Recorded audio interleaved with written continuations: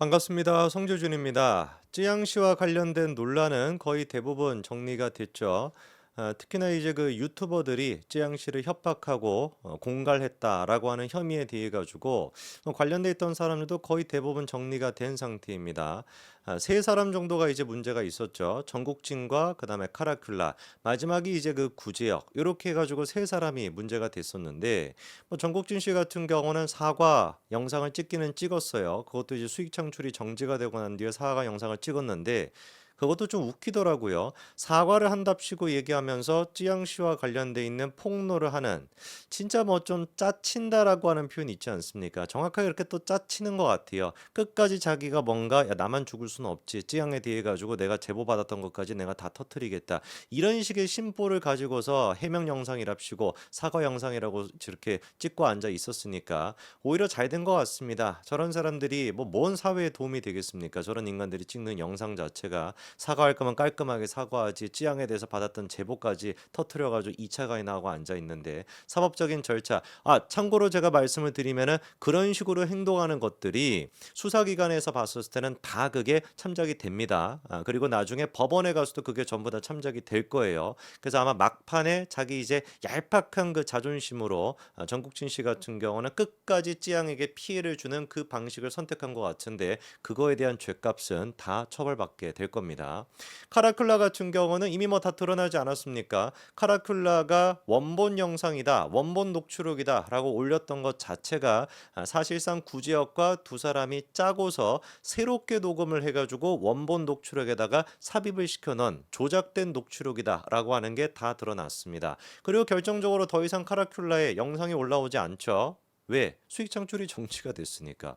원래 이제 그런 사람들 같은 경우는 욕먹고 뭐 이런 거 별로 막 신경 안 씁니다. 뭐 아무리 막 악플을 쓴다라 그래가지고 뭐 신경이나 되겠어요. 악플이 그냥 뭐 돈으로 보일 텐데. 일단 악플 쓰려면 들어와가지고 클릭을 해야 되지 않습니까? 클릭할 때마다 광고료가 붙으니까 그 조회수 벌이가 된다라고 생각하니까 욕을 한 100만 번 먹는다라고 할지라도 100만 원 벌었으면 됐지 뭐 라고 생각하니까 영상을 계속 올렸을 텐데 이 수익 창출이 정지가 되다 보니까 사실상 이제 끝났다라고 봐야 되겠죠. 이번에 보니까 그 카라큘라의 사무실 좋은 곳에 있던데 그 사무실 같은 경우도 간판 내리고 뭐 철거했다라는 얘기까지 나오고 있으니까 정리가 됐다라고 봐야 되겠고요.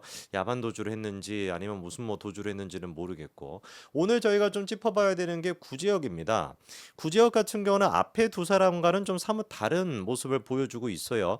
구제혁도 마찬가지로 우리가 반드시 폐기 처분을 해야 되는 사람이냐라고 한다면 맞습니다. 왜? 방금 말씀드린 것처럼 구지혁과 카라큘라 두 사람이 녹취 파일을 조작했다라고 하는 게 드러났잖아요. 구지혁의 목소리가 녹음이 된 게 등장을 하는데 그거 무슨 뭐 AI 딥 뭐 러닝인가 뭐 이런 기술로 만들어낸 거겠어요? 본인이 가가지고 그거 찍은 거 아닙니까?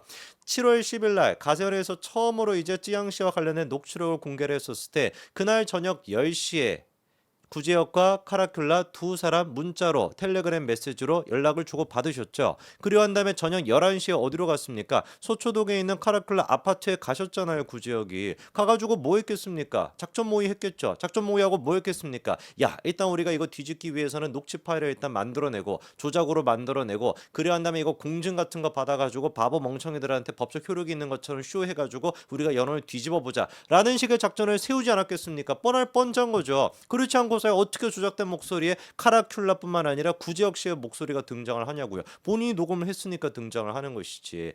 이것만 가지고도 더 이상 할 얘기가 없고 쥐 죽은 듯이 가만히 있어야 되는데 야 얘는 도대체 무슨 생각을 하는지를 모르겠습니다. 약간 뭐 수술을 받으면서 여기도 살짝 뭐 어떻게 됐는지는 모르겠지만 검찰에 자진 출두하는 그런 또 쇼를 했거든요.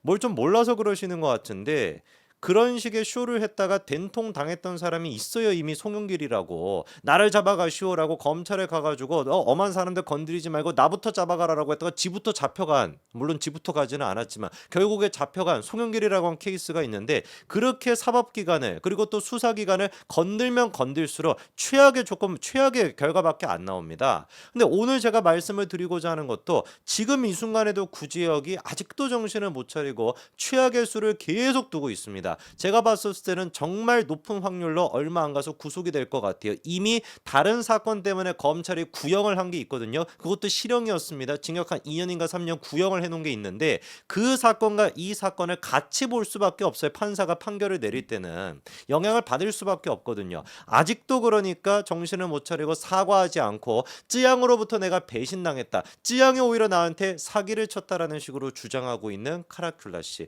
제가 봤을 때는 이렇게 하시면 할수록 더더욱 안 좋아질 것 같습니다.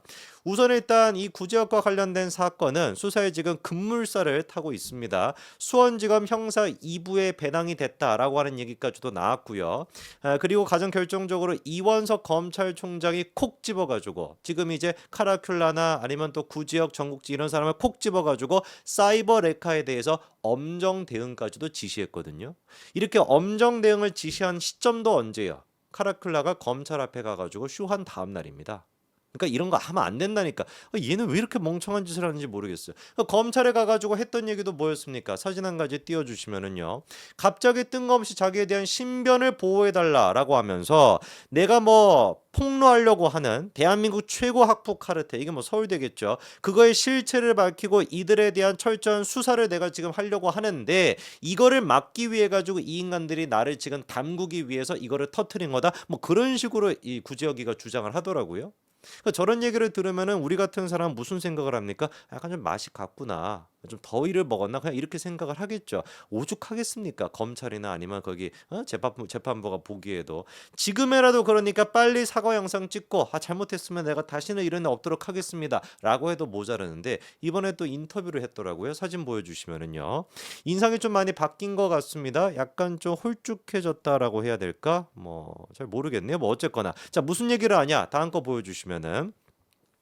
쯔양 협박 의혹 구제역 뭐라고 해요? 내 월 수입 1억이다. 몇 천만 원에 연연할 이유 없다. 제가 그러니까 왜 이런 말씀을 드리는지 알겠죠. 얘는 지금 움직이면 움직일수록 폭탄이라니까요. 밟으면 발수록 막 터지는 거야 이게 지금 막 범범맨처럼. 저런 얘기를 왜 하냐고. 너무 멍청하지 않습니까? 내 월 수입 1억이다. 몇 천만 원 그렇게 뭐가 필요하겠냐. 이런 얘기를 하면 할수록 더 자극이 된다는 걸 본인은 모를까요? 그 정도의 그거를 가지고 어떻게 지금까지 유튜브를 해왔는지 모르겠네. 어떤 얘기를 하는지 구체적으로 좀 보니까요. 다음 기사 보여주시죠.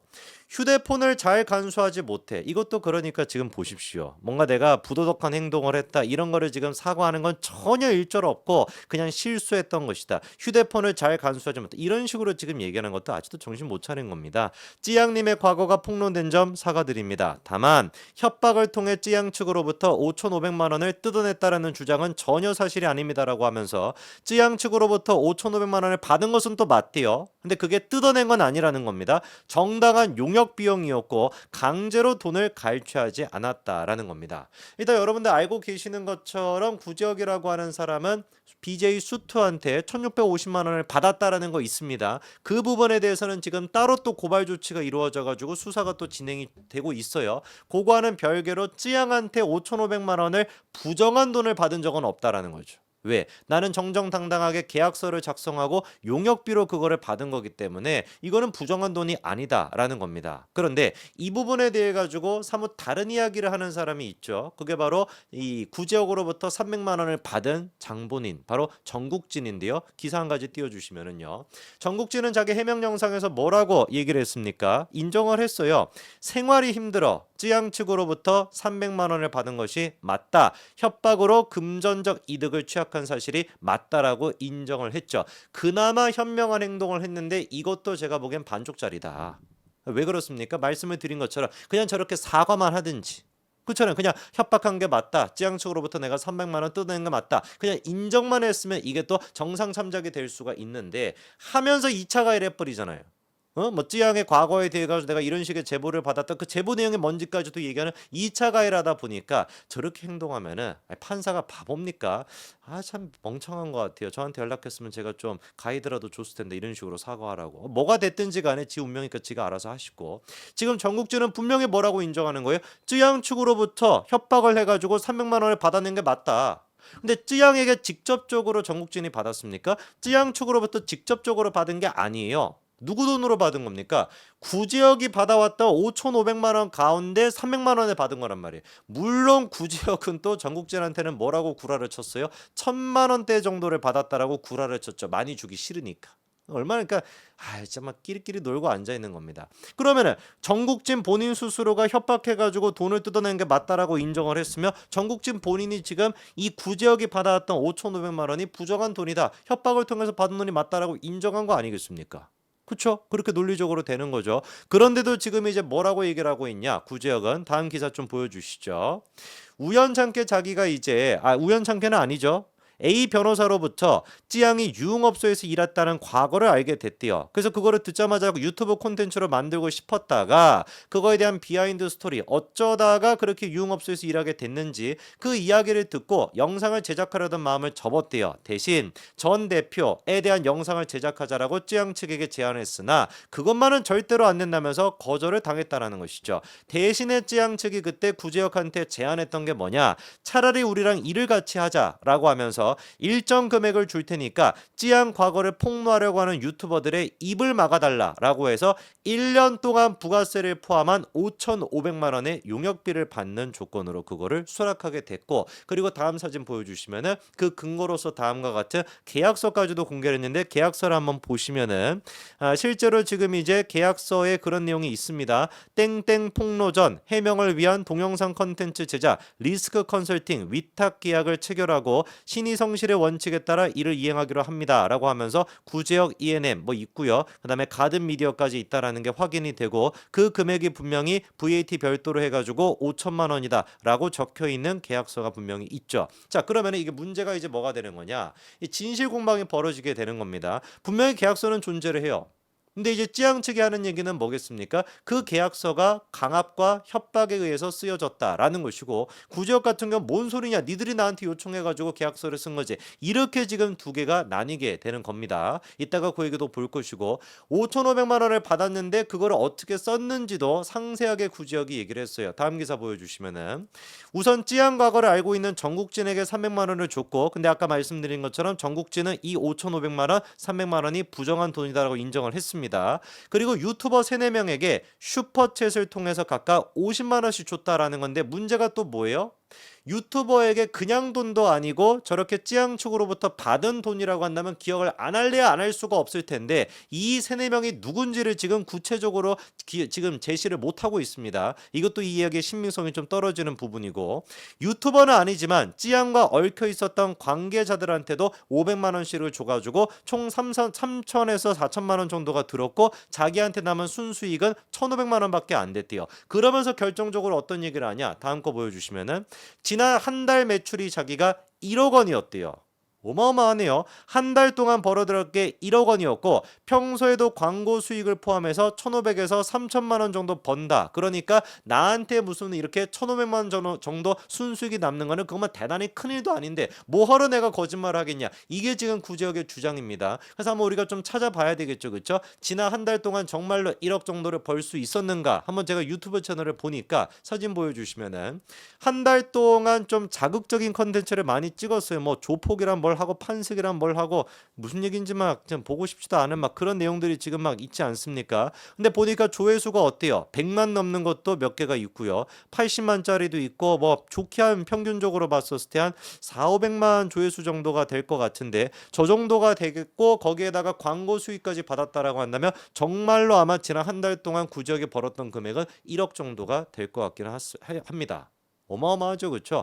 저러니까 저렇게 미친 척하고서 뭐 말도 안 되는 짓거리를 했죠. 물론 저거는 이제 다 사라졌죠. 수익 창출이 정지가 됐으니까. 자, 그러면 이게 지금까지의 구지역의 입장이었고 찌양 측에서는 뭐라고 얘기를 하냐? 기사 한 가지 보여주시면은요. 사실과 전혀 다르고 분명히 계약은 뭐였다? 협박에 의한 것이었다. 찌양님은 철저히 을의 입장에 놓이게 되었고 사생활 폭로를 빌미로 교묘한 방식으로 협박하는 유튜버들의 눈치를 보며 그들의 비위를 맞출 수밖에 없었고 원치 않는 내용의 계약서를 작성할 수밖에 없었다. 그리고 계속해서 구제역 본인이 스스로 사이버 레카드 제보가 많으니 입을 막아주겠다는 취지로 지가 먼저 얘기를 했죠. 근데 문제가 뭐냐? 이 지금 변호사라고 하는 사람도 용역 계약서 문구는 누가 작성을 했는지 5,500만 원은 누가 제시했는지 이 부분에 대해서는 얘기를 못하고 있습니다. 약간 그러다 보니까 이제 뭐 수사가 조금 더 진행이 돼야 될 거고 지금까지 드러나지 않은 녹취록이나 맥락이 또 있을 수가 있으니까 한번 봐야 되겠습니다만 어느 정도는 분명히 구지혁이 찌양을 협박한 거는 사실인 것 같습니다. 그리고 찌양 측이 그거를 협박이라고 느낀 거는 분명히 사실인 것 같아요. 그게 아니라 정말로 순수한 의도로 구지혁이 찌양을 도와주려고 했다라고 한다면 찌양이 뭐하러 지금 구지혁을 배신하겠습니까? 찌양이 뭐하러 지금 구지혁을 갖다가 고소를 하겠어요? 그렇지 않습니까? 그 정국진이라고 하는 사람이나 뭐 그런 사람만 지금 고소하면 되는 것이지 정말로 진심을 가지고 구지역 측에서 열심히 막 도와주려고 했고 야 요건 요렇게 한번 해보고 요건 요렇게 뭐 댓글을 해보고 요렇게 해보는 게 어떻겠습니까? 정말로 그렇게 도와줬다면 선의의 의도를 가지고 도와줬다라고 한다면 왜 도대체 지금 고소를 하겠습니까? 논리적으로 말이 안 되잖아요. 분명히 그러다 보니까 찌양 측은 구지역으로부터 협박을 느낀 거는 맞는 것 같고 다만 이게 공갈이 될지 여부에 대해서는 저는 개인적으로는 좀 회의적이기는 합니다. 뭐가 됐든지 간에 일단 계약서를 체결하기는 했고 그 과정에서 5,500만 원이라는 것도 찌양 측에서 제시한 거는 맞는 것 같기 때문에 공갈은 좀 성립되기 어려워 보이지만 분명히 일단 협박죄는 될 수 있을 것 같네요. 물론 수사를 통해 가지고 어떻게 될지도 지켜봐야 되겠습니다만 참 진짜 정국진이나 카라큘라 두 사람은 정리가 되는 것 같은데 아직까지도 구제금 끝까지 버팅기면서 저렇게 민폐 짓거리를 하네요. 그럼 그럴수록 본인한테 마이너스가 된다라는 걸 본인이 아는지 모르는지 모르겠습니다. 여기까지 말씀드리겠습니다. 감사합니다.